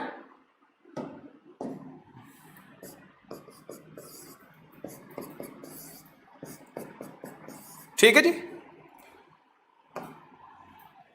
बच्चों, ऐसा है मैंने पूरा चैप्टर आपसे डिस्कस कर लिया। हमने चार्ज से शुरुआत करी, उसके बाद हम करंट पर चले, फिर हम वोल्टेज पर चले, उसके बाद हम लोगों ने रेजिस्टेंस के बारे में बात करी, ओम्स लॉ के बारे में बात करी, हमने ओम्स लॉ का ग्राफ देखा, फिर रेजिस्टेंस की डिपेंडेंसी देखी, हमने रेजिस्टिविटी के बारे में सीखा कि रेजिस्टिविटी क्या होती है, रेजिस्टिविटी किन चीजों पर वेरी करती है, रेजिस्टिविटी का दूसरा नाम क्या है। उसके बाद हम कॉम्बिनेशन ऑफ रेजिस्टेंसेस पर आए, हमने सीरीज को देखा, हमने पैरेलल को देखा, दोनों के फॉर्मूलों को डिराइव किया। उसके बाद हम लोगों ने heating effect of electric current को पढ़ा, और heating effect of electric current का हमने जूल्स लॉ ऑफ हीटिंग से फॉर्मूला निकाला। उसके बाद जो जूल ने कहा था उसको प्रैक्टिकली अप्लाई करने के लिए हमने बल्ब को, फ्यूज को और हीटिंग एलिमेंट को पढ़ा। उसके बाद हम लोग पावर पर गए, पावर को 9 से उठाया हमने, और हम लोग कमर्शियल यूनिट ऑफ एनर्जी तक ला करके चैप्टर को थ्योरेटिकली पूरा खत्म कर दिए बच्चों। लेकिन ये चैप्टर थ्योरी का नहीं है, आप लोग अच्छे से जानते हो इस बात को। आप लोगों को प्रैक्टिस नहीं छोड़नी इलेक्ट्रिसिटी की। मैं इस लेक्चर को इसलिए जल्दी पोस्ट कर रहा हूं, आपका पेपर होने में अभी लगभग 1 मंथ बाकी है ना, ऑलमोस्ट 1 महीना है, इसलिए मैं इसको ज्यादा ही है बल्कि, इसलिए मैं इसको जल्दी ही पोस्ट करने की कोशिश कर रहा हूं ताकि आप इसकी प्रैक्टिस को जल्दी से जल्दी शुरू कर दो, और इसको बिल्कुल भी रोको नहीं। इलेक्ट्रिसिटी को रोकना मत, इलेक्ट्रिसिटी की प्रैक्टिस आपको हर दूसरे दिन करनी है, समझ लो आप, ठीक है ना। क्योंकि इसके क्वेश्चन ऐसे आड़े टेढ़े आते हैं लेकिन रिपीटेड आते हैं, ये अच्छी बात है। टेढ़े क्वेश्चन आएंगे लेकिन रिपीटेड आएंगे, इसलिए आपको क्या करना है? आपको एनसीईआरटी की तैयारी तो करनी है, आपको एग्जाम्पलर बेशक नहीं करनी, लेकिन आपको प्रीवियस ईयर करनी नहीं छोड़नी। आपने प्रीवियस 10 ईयर्स पेपर को करना ही करना है, डेफिनेटली करना है, समझ लो, ठीक है ना। लास्ट 10 ईयर के अंदर जितने सैंपल पेपर हैं उनमें इलेक्ट्रिसिटी के जितने भी क्वेश्चन है सारे लगा दो, सारे लगा दो, उससे बाहर कुछ नहीं जाना। कोई ओसवाल नहीं, कोई गढ़वाल नहीं, कोई कुछ नहीं, ठीक है ना भाई। जितने ये और बहुत सारे जो हैं ये किताबें इकट्ठी कर लेना, ये बहुत अच्छी आदत नहीं होती, ठीक है ना। 1 किताब 2 किताब मैक्सिमम, इतनी मैक्सिमम 2 बुक्स लो, अच्छे से पढ़ो, ठीक है ना। 10 किताबों को एक बार पढ़ने से अच्छा है आप 1 किताब को 10 बार पढ़ो। फिर से बोल रहा हूं, 10 किताबों को एक बार पढ़ने से अच्छा है कि आप 1 किताब को 10 बार पढ़ लो, ठीक है ना। बहुत सारी चीजें आपको क्लियर होंगी, बहुत सारी शंकाएं आपके दिमाग में नहीं रहेंगी, क्योंकि हम केवल 40% ही एक बार पढ़ करके दिमाग में रख पाते हैं, ऐसा एक स्टडी है ना। इसलिए जितनी बार आप उस चीज को रिपीटेड पढ़ोगे, रिपीटेड प्रैक्टिस, शर्माया मत करो, रिपीटेड प्रैक्टिस करने से शर्माओ, ये तो मुझे आता है मैं दोबारा क्यों करूं, बेटा भूल जाएगा तू। पेपर आते आते जो तेरा कॉन्फिडेंस है ना कि तो मेरे को आता, मैं दोबारा क्यों करूं, ये धराशायी हो जाएगा। इसलिए आपको रिपीटेड प्रैक्टिस करनी है, खासकर न्यूमेरिकल्स की, ठीक है ना, क्योंकि आसान चीज नहीं होती, मैं भी जानता हूं, हमने भी दिए हैं 10th का बोर्ड भाई, ठीक है ना, हम लोग भी जानते हैं कि ये न्यूमेरिकल सिर्फ और सिर्फ प्रैक्टिस से आता है, ये मैथ्स ही है बच्चों, है ना, ये मैथ्स ही है। बस विडंबना ये है कि ये हमारा एजुकेशन सिस्टम ही ऐसा है कि इसने मैथ्स को भी फिजिक्स बना के रख दिया, जबकि एक फिजिक्स को थ्योरेटिकली और प्रैक्टिकली समझाया जा सकता था, उसको मैथमेटिकल इक्वेशंस और कैलकुलेशन से ही केवल समझाया जाता है। क्या करें, हमें भी चलना पड़ता है उसके साथ भाई, ठीक है ना, पर उम्मीद है कुछ चीजें जल्दी ही चेंज होंगी, ठीक है। एक बार मैं चीट शीट के रूप में सारी बातें दोबारा से डिस्कस कर लेता हूं और मैं आपको सबके फॉर्मूले देता हूं। चार्ज के बारे में हमने पढ़ा था Q is equal to any, current जब पढ़ा तो हमने पढ़ा I is equal to Q upon T, voltage जब पढ़ा तो हमने पढ़ा V is equal to work done upon charge, voltage होती है वर्क डन अपॉन चार्ज। हमने जब ओम्स लॉ पढ़ा तो हमने देखा कि किस तरीके से V और I प्रोपोर्शनल होते हैं और ये बनता है V is equal to I R. उसके बाद हमने जब रेजिस्टेंस और रेजिस्टिविटी की बातें करी, रेजिस्टेंस और रेजिस्टिविटी की बातें करी, तो हमने देखा कि रेजिस्टेंस जो होती है वो 4 चीजों पर डिपेंड करती है, उसमें से 3 को हम फॉर्मूले में लेकर के आते हैं, रो एल अपॉन ए, लेंथ को, क्रॉस सेक्शनल एरिया को और मटेरियल को, ये रो मटेरियल ही है, यही रेजिस्टिविटी है। उसके बाद ये फर्स्ट हाफ हो गया, अब उसके बाद सेकेंड हाफ पर चलते हैं। उसके बाद हम लोगों ने हीटिंग इफेक्ट के जो थे जूल्स लॉ ऑफ हीटिंग को हमने देखा था, जो कि I स्क्वायर आर टी था, है ना। और इसके बाद हम लोग पावर पर चल पड़े थे, तो पावर का एक फॉर्मूला सिंपल सा W अपॉन टी होता है या फिर E अपॉन टी होता है ना। और यहां से हम लोगों ने E is equal to P into T करके 3 फॉर्मूले हमने एनर्जी के निकाले थे। और उससे पहले पावर के हमने 3 फॉर्मूले निकाले थे, कौन कौन से, एक निकाला था P is equal to VI, एक निकाला था P is equal to I square R, और एक निकाला था P is equal to V square upon R. इसको एक एक बार रखते जाओ तो आपको एनर्जी के 3 फॉर्मूले मिल जाएंगे। पहला आपको मिलेगा VIT, टाइम से मल्टीप्लाई करते जाना हर पावर को टाइम से मल्टीप्लाई करते जाना, आपको एनर्जी निकल के आ जाएगी I स्क्वायर आर टी और V square by R into T. ये 3 फॉर्मूले बनते हैं एनर्जी के, ये 3 फॉर्मूले बनते हैं एनर्जी के, ठीक है ना बच्चों। तो ये फॉर्मूला एक चीट शीट की तरीके से आप यूज कर सकते हो, इसका प्रिंट निकाल सकते हो, जो चाहो वो कर सकते हो, ठीक है। Formula sheet, cheat sheet, cheat नहीं करना लेकिन बेटा जी पेपर के अंदर चीट करना हम नहीं सिखाते, ठीक है ना, हम कॉन्सेप्ट सिखाते हैं। Physics is about concepts, physics is not about these formulas to cram upon, ठीक है ना। फिजिक्स वो नहीं है जो आपकी नींदें उड़ा रही है ना, कि भाई ये रट्टा मारना पड़ेगा, वो याद करना पड़ेगा, नहीं। फिजिक्स कॉन्सेप्ट्स हैं, अभी वो कॉन्सेप्ट्स बेसिक लेवल पर हैं, बाद में जाकर के वो अच्छे लेवल पर खुलेंगे, है ना। अभी उसको फाउंडेशन लेवल पर हम लोग बहुत बेसिक लेवल में समझते हैं, थोड़ा सा डीप में समझते हैं बातों को, लेकिन आप 11th में जाओगे तो बहुत चीजें इलेबोरेट हो जाती हैं, ठीक है ना बच्चों। तो ये आपका चीट शीट हो गई है, इसको आप स्क्रीनशॉट ले सकते हो, जो करना चाहो कर सकते हो, ठीक है ना। तो चलिए बच्चों, अब आ गए आपके सामने न्यूमेरिकल्स, एक एक करके सभी न्यूमेरिकल्स को देखते हैं और सबको सॉल्व करने की कोशिश करते हैं बच्चों। ये सारे के सारे न्यूमेरिकल कंसेप्ट बेस्ड हैं। अगर आपको ये न्यूमेरिकल आते हैं तो पॉज कीजिए अभी वीडियो को और इसको पहले सॉल्व करो और उसके बाद इसका सॉल्यूशन देखना। चलिए मैं स्टार्ट करता हूं इसको। देखो बच्चों, क्वेश्चन में कह रहा है कि आपको इलेक्ट्रिक चार्ज फाइंड करना है। चार्ज फाइंड करने के लिए यानी Q फाइंड करने के लिए आपको यहां पर टाइम दिया हुआ है 1 मिनट का और यहां पर करंट दिया हुआ है 3 मिली एम्पियर। देखो बच्चों, ये सारी चीजें मैं ऐसी लेकर के आया हूं जो इस क्वेश्चन के अंदर मोस्ट डिफिकल्ट हो सकती थी। जैसे मैंने यहां यूनिट चेंज कर दी, यहां मैंने सेकंड्स की जगह पर मिनट दे दिया, जो कि डेफिनेशन से कुछ हट करके है ना। तो चलिए एक बार इसका गिवन लिख लेते हैं हम लोग, क्या क्या गिवन है इस क्वेश्चन के अंदर।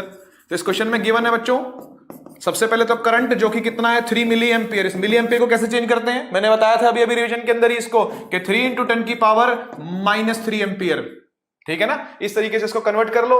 अगर टाइम दिया हुआ है 1 मिनट का तो इसको आपको चेंज करना पड़ेगा सेकंड्स के अंदर, तो ये आ जाएगा 60 सेकंड्स। अब कुछ नहीं करना भाई, आपको सिंपल सीधा फॉर्मूला लगा देना है, कौन सा, I is equal to Q divide by T. यहां से Q आ जाएगा कैसे, I इंटू टी। आई कितना है, I है 3 मल्टीप्लाई बाय 10 की पावर -3 इंटू 60। तो यहां से बच्चों 3 6 18, 180 डिवाइड बाय 1000, एक तरीके से ऐसा ही है, ये पॉइंट हटेगा तो ये आ जाएगा 0.18 कूलम्ब। ठीक है ना। तो इस तरीके का कुछ चार्ज जो है वो यहां से निकल रहा है, पास हो रहा है। ठीक है, नेक्स्ट पर चलते हैं बच्चों, सॉल्व करने की कोशिश करो इसको।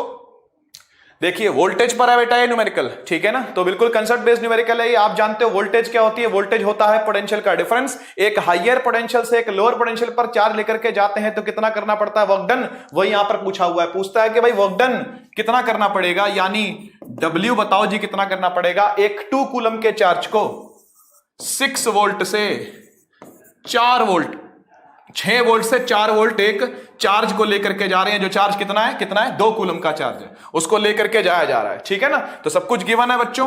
क्यू गिवन है कितना, 2 कूलम। एक हायर पोटेंशियल गिवन है कितना, 6 वोल्ट्स, और एक लोअर पोटेंशियल है बच्चों गिवन कितना, 4 वोल्ट। तो आप पहले हाई में से लो को माइनस कर लो, आपको पोटेंशियल डिफरेंस मिल जाएगा, है ना। ऐसा कर सकते हैं हम लोग। तो हम नहीं तो यहां पर हम सीधा फॉर्मूला लगा सकते हैं, सीधा फॉर्मूला भी लगा सकते हैं, कौन सा, कि वर्क डन अपॉन चार्ज होता है डेल्टा वी, है ना। तो work done upon charge is equal to delta V. क्या हो गया बेटा जी, V final minus V initial.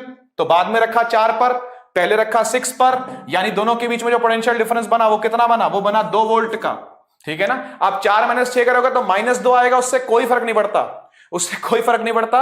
वो सिर्फ ये बताने के लिए कि वर्क डन किस डायरेक्शन में किया जा रहा है, किस डायरेक्शन में फोर्स और किस डायरेक्शन में डिस्प्लेसमेंट कर रहे हैं। ठीक है ना, तो उससे कोई फर्क नहीं पड़ता। यहां पर जो वर्क डन आ गया, वो जो वोल्टेज का डिफरेंस आ गया वो आ गया 2 वोल्ट्स। यहां वर्क डन है और अपॉन में क्या है, चार्ज है बच्चों। चार्ज कितना है, 2 कूलम, उधर जाएगा, हो जाएगा 2 दूनी 4। तो ये वर्क डन बन जाएगा कितना, 4 जूल। ठीक है, वर्क डन बन जाएगा 4 जूल। नेक्स्ट पर चलते हैं बच्चों। अगला क्वेश्चन जो है वो कह रहा है कि how many times the resistance of the circuit becomes of the previous value if length is stretched to twice its length। अगर लेंथ को खींच करके डबल कर दिया गया, स्ट्रेच करके डबल किया गया। ध्यान देना बच्चों, ध्यान देना कि पहले जो वायर थी वो L लेंथ की थी, एरिया जो था वो A था, और जो रेजिस्टिविटी थी वो रो थी। आपने जब इसको खींच के डबल कर दिया, खींच के डबल करने से क्या होगा बेटा जी, खींच के डबल करने से ये होगा कि इसका एरिया हो जाएगा आधा, इसका एरिया रह जाएगा आधा, और इसकी लेंथ हो जाएगी डबल, यानी 12। ठीक है, अगर आपको विश्वास नहीं होता तो आप यहां वॉल्यूम लगा करके इसको प्रूव भी कर सकते हो, यहां वॉल्यूम लगा करके इसको प्रूव भी कर सकते हो कि ऐसा सच में होता है। ठीक है, कि लेंथ को डबल कर देने से एरिया क्या हो जाता है, आधा हो जाता है, ऐसा सच में होता है। ठीक है ना, वॉल्यूम लगा करके आप प्रूव भी कर सकते हो यहां पर। ठीक है, लेकिन रो तो वही रहेगा, अरे मटेरियल तो वही रहेगा, मटेरियल थोड़ी बदल जाएगा। तो आपने क्या करना है, इस केस में भी रेजिस्टेंस लिखनी है और इस केस में भी रेजिस्टेंस लिखनी है। तो इसको इस तरीके से लिखेंगे बच्चों हम लोग, ऐसे लिखेंगे कि पहले केस 1 है तो केस 1 की रेजिस्टेंस को 1 ले लेते हैं R1, और केस 2 की रेजिस्टेंस को ले लेते हैं R2। ठीक, और आप जानते हो कि R का फॉर्मूला क्या होता है, हमने देखा था अभी देखा था हमने। ये देखो जी, R is equal to rho L upon A, होता है कि नहीं होता। तो चलते हैं जरा, R1 हो जाएगा बच्चों रो L1।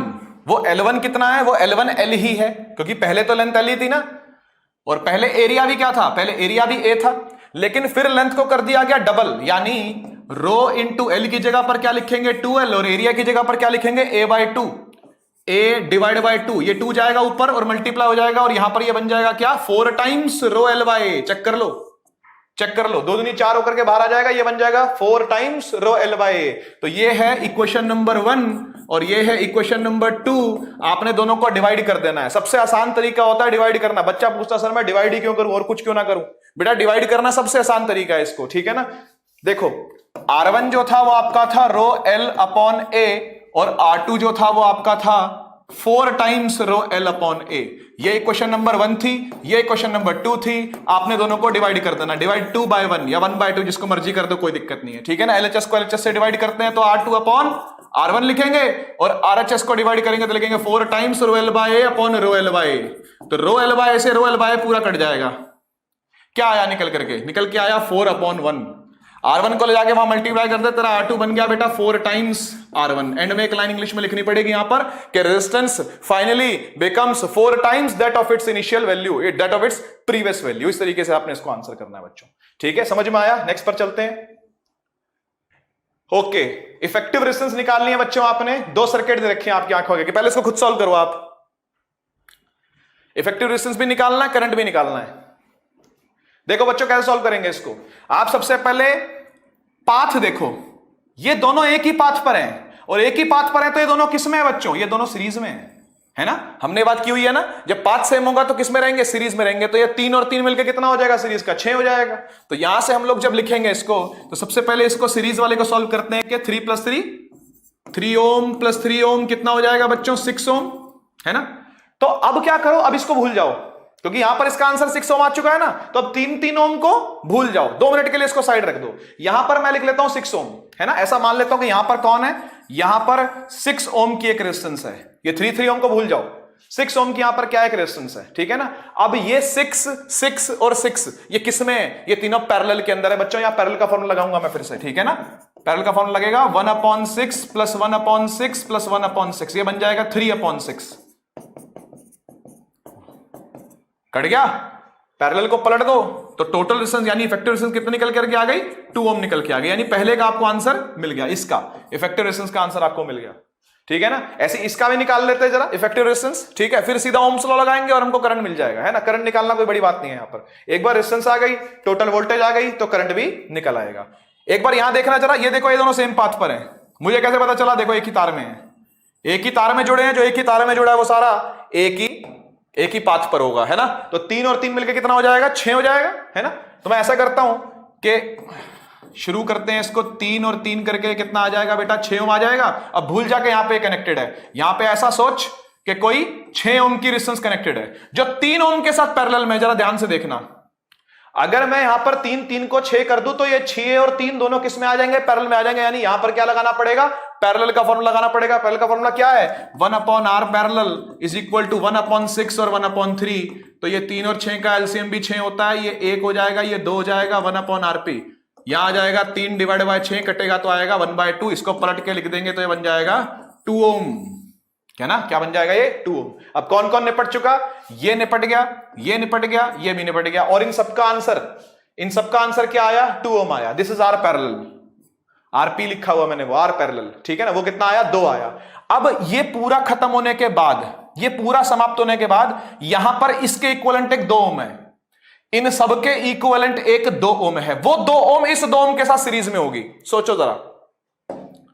सोचो जरा, यहां पर जो इन सबका आंसर, ये सब खत्म होने के बाद जो इसका आंसर 2 ओम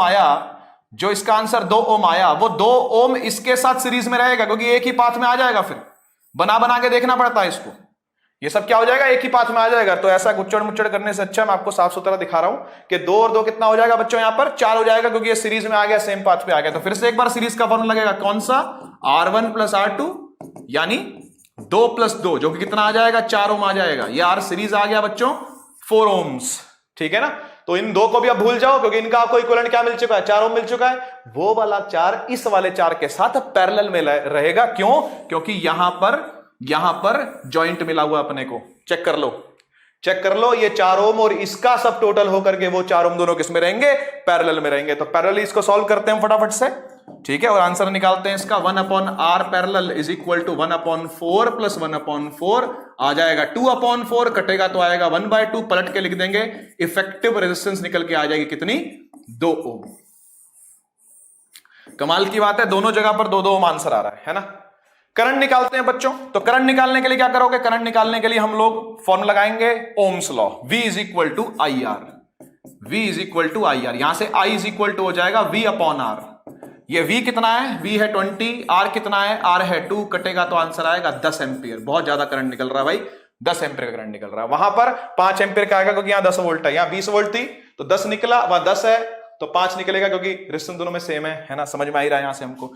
फिर भी हम लोग लिख लेते हैं, यहां पर लिख लूं, I = V/R होता है ओम्स लॉ से। V कितना है बच्चों? 10, और R कितना है? 2, कटेगा तो क्या आएगा? 5 एम्पियर आएगा, है ना। सिंपल था, बहुत मुश्किल क्वेश्चन मैं लाया ही नहीं। मैं ऐसे क्वेश्चन लाया जिन पर आप प्रैक्टिस करके अपना हैंड्स ऑन कर सको, यानी आप जितना हो सके हाथ की सफाई कर सको यहां पे आप, ठीक है ना। Okay, find the amount of heat produced in a resistor of resistance 3 ohm in which the current is flowing of the amount 6 ampere for 2 hours. एक बार गिवन लिख लेते हैं हम, फिर देखते हैं क्या क्या पूछ रहा है ये। हीट पूछी है इसने हमसे, एच पूछ रहा है हमसे ये, और दिया क्या क्या हुआ है, आर दिया हुआ है, लिखता हूं भाई 3 ओम, करंट दिया हुआ है 6 एम्पियर, और टाइम दिया हुआ है 2 घंटे। ऐसा है भैया, घंटों में बात नहीं हो सकती, यहां बात करनी पड़ेगी आपको सेकंड्स के अंदर, ठीक है ना, क्योंकि हीट निकलने वाली है जूल में, और जूल तब बात करता है जब सेकंड्स में बात होती है, ठीक है। तो यहां पर घंटे नहीं चलेंगे, यहां पर क्या करना पड़ेगा, इसको सेकंड्स के लिए 3600 से मल्टीप्लाई करना पड़ेगा। 3600 ही क्यों, 60 से किया मिनट, फिर 60 से किया सेकंड, तो 3600 से मल्टीप्लाई करके ये आ जाएगा 7200 में, 7200 सेकंड्स टाइम निकल के आ जाएगा 7200 सेकंड। अब सीधा फॉर्मूले के अंदर पुट करूंगा मैं इसको। कौन सा फॉर्मूला है, अरे याद करो, H बराबर I² RT है कि नहीं। I में पुट कर बेटा 6, और R कितना है, R है 3, और टाइम कितना है, टाइम है 7200। बहुत बड़ी सी वैल्यू आएगी, लेकिन जो भी आएगी जूल में आएगी, लिखो और फाइंड करना इसको, ठीक है ना। इजी था, इजी था। पावर पर क्वेश्चन आया भैया, कह रहा है total current drawn, total current drawn, खींचना, ड्रॉ करना, कितना करंट ड्रॉ किया गया बैटरी में से, ड्राउन नहीं, डूबा नहीं है करंट, खींचा है करंट को, ड्रॉ किया है। Find the total current drawn from the battery by the 2 bulbs of 60 what and 40 what connected across 220 volt. बच्चों 2 बल्ब दे रखे हैं, एक 60 वाट का, एक 40 वाट का, दोनों को 220 वोल्ट की बैटरी पर कनेक्ट कर रखा है, बोल रहा है। तो इसका एक बार हम सुंदर डायग्राम बना ले, है ना। सबसे पहला काम सुंदर डायग्राम, सुना हुआ डायलॉग लग रहा होगा, है ना। चलो देखो, एक तो ये बल्ब है और एक ये बल्ब है, ये 2 बल्ब मैंने बना दिए, एक 60 वाट का और एक 40 वाट का, ठीक है ना। और इसको किससे जोड़ रखा है बच्चों, इसको जोड़ रखा है बैटरी से। ये रही बैटरी हमारी, कितनी है, 220 वोल्ट की, 220 की बैटरी से इसको कनेक्ट कर रखा है। अब इसमें से करंट चलेगा, तो करंट चला दो, चल पड़ा चल पड़ा चल पड़ा चल पड़ा, तो इसमें जाएगा कुछ और करंट और इसमें जाएगा कुछ और करंट, क्योंकि यहां पैरेलल हो रहा है। तो यहां पर मैं मान लेता हूं I1 जा रहा है, यहां पर मान लेता हूं I2 जा रहा है, और इस पावर को ले लेता हूं भैया P1, और इस पावर को ले लेता हूं P2, और ये हो गई आपकी नेट वोल्टेज, ठीक है ना। P1 भी है, P2 भी है, I1 भी, I2 भी है, और V, यानी आपको I1 और I2 क्या करने हैं बच्चों, फाइंड करने हैं। तो आइए करते हैं इसको फटाफट से फाइंड। फॉर्मूला कौन सा लगेगा बच्चों, बहुत इजी फॉर्मूला है। स्कूल के टीचर, स्कूल वाली मैडम इसको थोड़ी अलग तरीके से करवाती है ना। ज्यादातर देखा मैंने स्कूल्स के अंदर, वो क्या करती है कि इस बल्ब की ना रेजिस्टेंस को निकलवाती है, पहले दोनों बल्ब की रेजिस्टेंस को निकलवाएगी, फिर बोलेगी इसको पैरेलल में लिखो, उसका पैरेलल लिखोगे, दोनों पैरेलल में है ना, दोनों का पैरेलल लिखो, पैरेलल लिखोगे आप, टोटल रेजिस्टेंस आएगी, फिर V is equal to IR, यानी ओम्स लॉ लगा करके वो करंट निकलवाती है। वो भी तरीका ठीक है, बहुत अच्छा तरीका है वो, उसको फॉलो करना चाहो बोर्ड के अंदर कर सकते हो, कोई दिक्कत नहीं, लेकिन इस तरीके को भी आप फॉलो कर सकते हो, क्योंकि ये तरीका भी लॉजिकल है। क्या लॉजिक है कि भाई जितनी वोल्टेज यहां है उतनी ही वोल्टेज यहां भी है और उतनी वोल्टेज यहां भी है, क्या कहते हो, है ना। अरे 220 वोल्ट है, तो इस बल्ब पर भी कितना पड़ रहा है, 220, इस पर भी कितना पड़ रहा है, 220, क्यों, क्योंकि दोनों पैरेलल में कनेक्ट है बेटा जी। तो इसलिए हम जब यहां पर पावर लिखेंगे तो हम लिखते हैं P is equal to VI, ये फॉर्मूला होता है ना हमारा, दोनों बल्ब के लिए लगाता हूं ये वाला फॉर्मूला में, कैसे, P1 is equal to VI1, P2 is equal to VI2, ठीक है। करें सॉल्व, चलो। पावर कितनी है 40, वोल्टेज कितनी है 220, और करंट कितना है नहीं पता, I1, यही तो फाइंड करना है। यहां से I1 निकल के आएगा तो 40/220 निकल के आएगा एम्पियर में। ऐसे यहां पर भी P2 कितना है 60, वोल्टेज कितनी है 220, और यहां से क्या निकल के आएगा I2, तो I2 यहां से क्या निकल के आया 60/220 एम्पियर। दोनों को जोड़ देता हूं, दोनों को जोड़ते ही टोटल करंट आ जाएगा। टोटल करंट ही तो फाइंड करना था, देख, फाइंड द टोटल करंट। दोनों करंट को जैसे ही जोड़ूंगा, यानी इसमें से जा रहा होगा 40/220, इसमें जा रहा होगा 60/220, दोनों जुड़ जाएंगे, बन जाएगा 100/220। यहां पर देखो I total is equal to I1 plus I2, यानी 40/220 प्लस 60/220, टोटल मिलके हो जाएगा 100/220। मैंने इसलिए नहीं काटा था, वो यही कारण था ना काटने का उसको, ये हो जाएगा 5/11 ampere. This will be the total current, और यही आपका आंसर भी है, ठीक है बच्चों। बच्चों एक प्रैक्टिकल बेस्ड क्वेश्चन भी मैं लेकर के आया हूं जो कि जाना माना क्वेश्चन है और ये बोर्ड के अंदर आ ही जाता है हर दूसरे तीसरे साल, ठीक है ना। तो इसलिए मैं चाहता था कि मैं इसको डिस्कस करूं। तो एक क्वेश्चन बेटा जी, सबसे पहले आपको थोड़ी यहां पर 9th की नॉलेज होनी चाहिए लीस्ट काउंट निकालने की। 9th क्लास के अंदर जो प्रैक्टिकल बेस सिलेबस होता है उसके अंदर लीस्ट काउंट निकलवाया जाता है, लीस्ट काउंट निकाला जाता है। तो मैं आपको पहले लीस्ट काउंट निकालना सिखाता हूं कि लीस्ट काउंट निकालने का सबसे आसान तरीका क्या है और उसके बाद फिर उससे रीडिंग कैसे निकलती है। तो दो चीजें आपने यहां पर पढ़नी है, एक आपने पढ़ना है लीस्ट काउंट निकालना और एक आपने पढ़ना है रीडिंग निकालना कि रीडिंग कैसे फाइंड करते हैं, ठीक है ना बच्चों। लीस्ट काउंट फाइंड करने का सबसे आसान तरीका बताऊं, लीस्ट काउंट का मतलब होता है सबसे छोटी गिनती। आपका स्केल छोटे से छोटा कितना नाप सकता है। मुझे एक बात बताओ, जो आपके ज्योमेट्री बॉक्स में स्केल है, क्या वो मेरे बाल की थिकनेस नाप लेगा? नहीं नाप सकता, क्योंकि मेरा बाल 1 मिलीमीटर से भी छोटा है और उसका लीस्ट काउंट 1 मिलीमीटर है। आपका वो ज्योमेट्री में जो पड़ा हुआ स्केल है वो 1 मिलीमीटर से कम नहीं नाप सकता, यानी उसका लीस्ट काउंट कितना है, कम से कम काउंट कितना है, लीस्ट काउंट कम से कम काउंट कितना है, कम से कम काउंट है 1 मिलीमीटर, यानी 1 मिलीमीटर से छोटा वो नहीं नाप पाएगा। मैं बोलूं मेरे बाल की थिकनेस नाप ले, नहीं नाप पाएगा। मेरे नाखून की थिकनेस नाप ले, नहीं नाप पाएगा। वो पेज की थिकनेस नहीं नाप पाएगा, वायर की थिकनेस नहीं नाप पाएगा। वो उन चीजों को नाप पाएगा जो 1 मिलीमीटर से थोड़ी ज्यादा है, या 1 मिलीमीटर है या उससे ज्यादा, आप समझते हो, है ना। तो अब जो पीछे वाले क्वेश्चन में मैंने स्केल दिए थे, एक स्केल मैंने वोल्टमीटर का दिया हुआ है, एक स्केल मैंने एमीटर का दिया हुआ है। एमीटर करंट नापता है, वोल्टमीटर वोल्टेज नापता है। तो मुझे एक बात बताओ, ये जो स्केल मैंने आपको दिया है ये कम से कम कितना वोल्ट नाप सकता है? आप बोलोगे सर 2 वोल्ट। अरे नहीं 2 वोल्ट नहीं है। ये देख ये 0 है,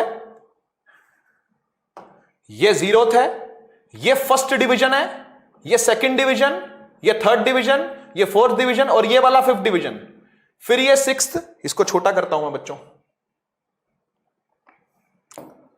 ताकि आप प्रिसाइजली देख पाओ। ये फर्स्ट डिवीजन, ये सेकंड, ये थर्ड, ये 4th, ये 5th, 6th division, 7th division, 8th division, 9th division, 10th division है जो 2 वोल्ट नाप रहा है। ये लीस्ट काउंट थोड़ी हुआ, लीस्ट काउंट तो वो हुआ जो फर्स्ट डिवीजन नाप रहा है। This is least count. बात समझ रहे हो? ये वाला जो पार्ट है, ये जो लेंथ है, ये कितनी है, ये क्या नाप रही है, इसको बोलते हैं लीस्ट काउंट। समझ गए ना? जो 0 से लेकर के फर्स्ट डिवीजन जो आया, यानी एक डिवीजन जो नाप रहा है, उसको बोलते हैं लीस्ट काउंट। यहां देखो जी, least count is what? It is the measure of, ठीक है, मेजर ऑफ फर्स्ट डिवीजन, ठीक है ना, फर्स्ट डिवीजन या सिंगल डिवीजन। 1 डिवीजन का जो काउंट है, काउंट ऑफ 1 डिवीजन, एक डिवीजन का जो काउंट होता है उसको बोलते हैं लीस्ट काउंट, ठीक है ना, जो एक डिवीजन का काउंट है। तो यहां पर देखो जरा, एक डिवीजन जो वो कितना नाप रहा है। तो सर हमें तो समझ नहीं आ रहा कितना नाप रहा है, हमें तो ये दिख रहा है कि भाई सुई जो वो 5 पर है। सुई को मत देख, सुई को मत देख, बिना सुई के लीस्ट काउंट निकलता है। सुई देखी जाती है रीडिंग के लिए, सुन लो ध्यान से, सुई देखी जाती है रीडिंग के लिए, बिना सुई के स्केल को देख करके ही, मतलब बिना कोई रीडिंग लिए भी स्केल का क्या निकल जाता है, लीस्ट काउंट निकल जाता है। तो बच्चों क्या करना है इसके अंदर, आपने यहां पर काउंट निकालना है एक डिवीजन का, उसी को बोला जाता है लीस्ट काउंट। तो कैसे निकालेंगे हम एक डिवीजन का काउंट? जरा यहां देखो भाई, अगर 10 डिवीजन दे रखे हैं, अगर हमको 10 डिविजन्स दे रखे हैं, तो 10 डिविजन्स का जो माप है, जो नापना है, वो कितना बन रहा है? वो बन रहा है 2 वोल्ट के बराबर, है ना। 10 डिवीजन, 1 2 3 4 5 6 7 8 9, 10 डिवीजन कितना नाप रहे हैं? 2 वोल्ट नाप रहे हैं, 2 वोल्ट्स। तो एक डिवीजन कितना नापेगा बच्चों? एक डिवीजन नापेगा, इस 10 को 2 से डिवाइड कर दे बेटा, ठीक है ना। इस 10 को 2 से आपने क्या कर देना है? डिवाइड कर देना है, ठीक है। तो यहां से क्या निकल के आ गया? ये निकल के आ गया कि एक डिवीजन ने कितना नापा? एक डिवीजन ने नापा 0.2 वोल्ट्स, ठीक है। This is your least count, इसे कहते हैं हम लोग लीस्ट काउंट। समझ में आया? लीस्ट काउंट किसको कहा जा रहा है, समझ में आया? एक डिवीजन के काउंट को बोलते हैं लीस्ट काउंट। ऐसे अगर यहां पर हमको लीस्ट काउंट निकालना हो तो सुई को मत देखना भाई, लीस्ट काउंट निकालने के लिए सुई देखने की जरूरत नहीं है। आप बस इतना देखो कि ये 0th डिवीजन, ये फर्स्ट डिवीजन, ये सेकंड, ये थर्ड, ये 4th, ये 5th डिवीजन, ये 6th division, 7th division, 8th division, 9th division और ये 10th डिवीजन। बच्चों 10 डिवीजन कितना नाप रहे हैं? 10 डिवीजन नाप रहे हैं 0.2 एम्पियर, हाँ या ना? 10 डिवीजन कितना नाप रहे हैं? 0.2 एम्पियर। तो एक डिवीजन कितना नापेगा? एक डिवीजन नापेगा 0.2/10, यानी ये बन जाएगा 0.02 एम्पियर। क्या कहते हो? ये आपका लीस्ट काउंट है, ये लीस्ट काउंट है। अब रीडिंग कैसे निकालनी है? रीडिंग निकालने के लिए हम लोग एक सिंपल सा फॉर्मूला लिखते हैं कि कभी भी आपको बेटा जी रीडिंग निकालनी हो ना, तो आपने लीस्ट काउंट को मल्टीप्लाई करना है डिवीजन नंबर से।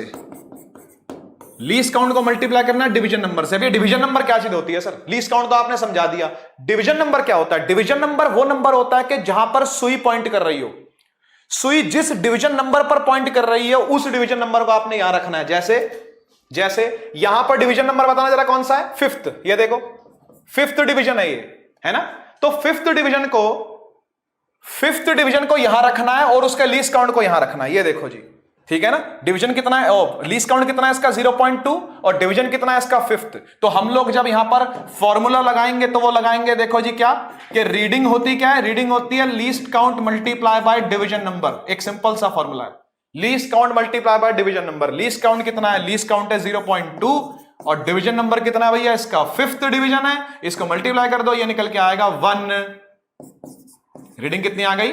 रीडिंग आ गई 1 वोल्ट, ठीक है ना। रीडिंग आ गई 1 वोल्ट। ऐसी वहां पर भी लगाते हैं हम सेम टू सेम कि रीडिंग कितनी होती है? रीडिंग होती है भैया least count multiply by division number, है ना। ये रीडिंग आ जाएगी किसकी? एमीटर की। लीस्ट काउंट कितना है जी? 0.02 और डिवीजन नंबर कितना है इसका? जरा चेक करना। 10 डिवीजन तो यहां तक हो गए। 11वां, 12वां, 13वां, 14वां और 15वां डिवीजन है बेटा जी, है ना। तो डिवीजन नंबर इसका कितना है? 15th। आपको यहां पर लिखना है 15। पॉइंट हटेगा, 100 नीचे आएगा, 15 दूनी 30 हो जाएगा। 30 डिवाइड बाय 100, यहां से आया 0.3 एम्पियर। ये करंट आया है टोटल। ये वोल्टेज आई है। ये क्या है? ये वोल्टेज आई है। ये टोटल वोल्टेज है 1 वोल्ट। ये टोटल करंट है 0.3 एम्पियर। फॉर्मूला लगाएंगे जी कौन सा? V is equal to IR, क्योंकि अल्टीमेटली आपको क्या फाइंड करना है? आपको रेजिस्टेंस फाइंड करनी है। यहां से R इज इक्वल टू हो जाएगा V divide by I। V को रखेंगे कितना? 1, I को रखेंगे कितना? 0.3। पॉइंट हटेगा, 10 ऊपर आएगा, ये हो जाएगा 3.33 ओम। ऐसे काम करना है बेटा जी आपने, ठीक है ना। इस तरीके से आपने इस प्रैक्टिकल बेस्ड क्वेश्चन को करना है, ठीक है ना। तो बच्चों फिर थैंक यू सो मच। आपसे मिलकर के अच्छा लगा, पढ़ा करके तो अच्छा लगता ही है आप लोगों को। आपके कमेंट्स में देखता रहता हूं। इसी तरीके से 3 और वीडियोस हम लोग रिवीजन की जरूर लेकर के आएंगे, मैग्नेटिक इफेक्ट्स ऑफ करंट पर, और उसके बाद लाइट पर, और उसके बाद ह्यूमन आई पर। इसको और अच्छा कैसे बनाना है आप कमेंट के अंदर मुझे जरूर बताना। मुझे आपसे बहुत कुछ सीखने को मिलता है, मुझे और आपको मुझसे हो सकता है काफी कुछ सीखने को मिलता हो, ठीक है ना। तो चलिए हम लोग मिलते हैं अगली बार बच्चों। Take care, tata, bye bye. पढ़ाई करते रहें। All the very best.